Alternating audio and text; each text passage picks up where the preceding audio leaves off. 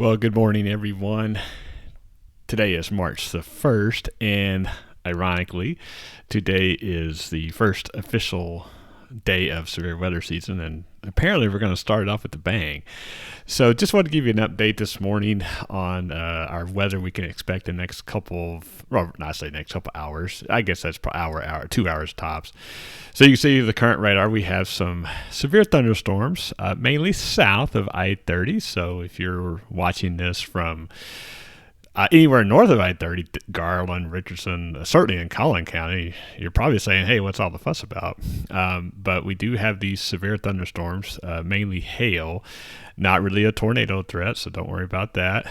Not even really a wind threat, but it's something that, especially that storm in southern Tarrant County and northern Johnson County, starting to bode just a little bit. But again, not really expecting a wind threat this morning. So, and having said all that, this is just the appetizer, sadly, for what we'll see tomorrow afternoon. But much more on that later today and in the morning.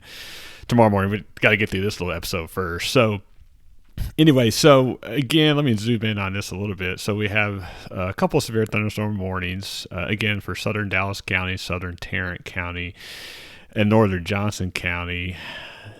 Let's see when these are in effect till... Let's see if I can get there we go. So these are mainly for hail, 1 inch in diameter, quarter size hail. They are moving pretty fast, 65 miles an hour. So it's something that it won't last terribly long if you do see these storms. But again, quarter size hail is the main threat with these storms. Not to say you couldn't see some gusty winds, but it's mainly a hail threat.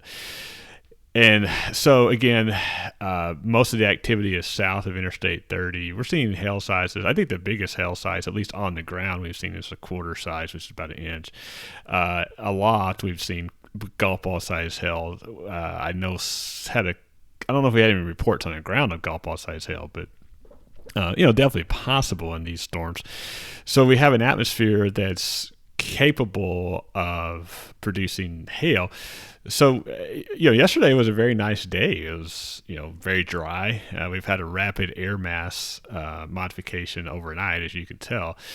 But ironically, these storms are rooted above a developing capping inversion. So these are what we call elevated thunderstorms. And that's why you don't really see the tornado threat or the real big wind threat, because they're not rooted at the surface. They're rooted above the cap. And so that's why you don't see a lot of wind or tornado threat. But that's why you also see hail with these storms, because even though it's above the capping inversion, the storms are rotating above that. And of course, that's what happens to produce the hail. And that's why you see these line of hailstorms that are moving, thankfully.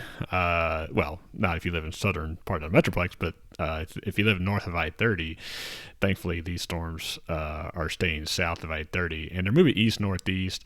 So I would say if you definitely live in Kaufman County, the southern part of Rockwall County, a little bit later on, just be mindful of these storms. As you can see, they're moving fairly quickly, anywhere from 55 to 65 miles an hour. Let's stop this here and zoom in. This is this storm. Let's focus on Dallas County here.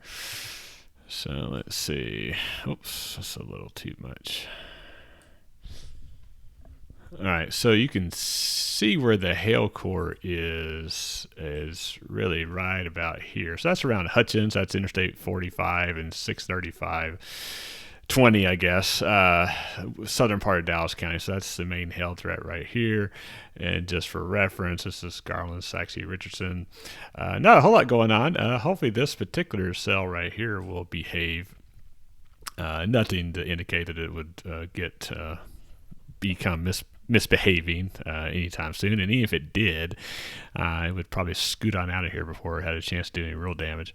The other thing, too, is this particular storm is right over the radar site. And so this may be getting a little bit of a misrepresentation of the radar signature, because it's raining so hard at the radar site. It's probably affecting that a little bit. So that's something you just want to keep in mind. But again, don't see anything that's too concerning for anything north of I-30 right now. Now, in the bigger picture, we can zoom out and you can see, let's zoom out a little bit more here.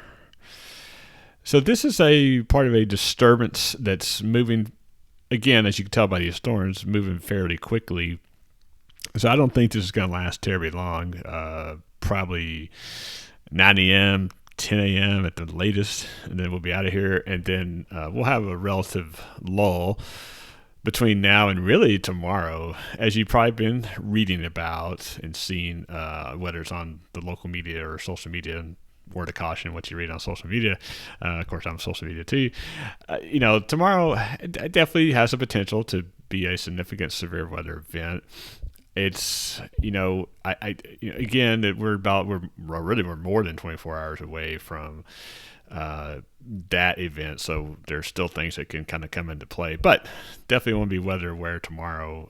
It's probably gonna be a busy day, unfortunately, but I'll stay on top of it. So the bottom line for this morning, again, between now and 9 a.m., 10 a.m. at the latest, you could see some storms. Not everybody's going to see storms. Heck, not everybody's even going to see rain. And then, but if you do see a fairly strong storm, then don't be shocked if you see hail.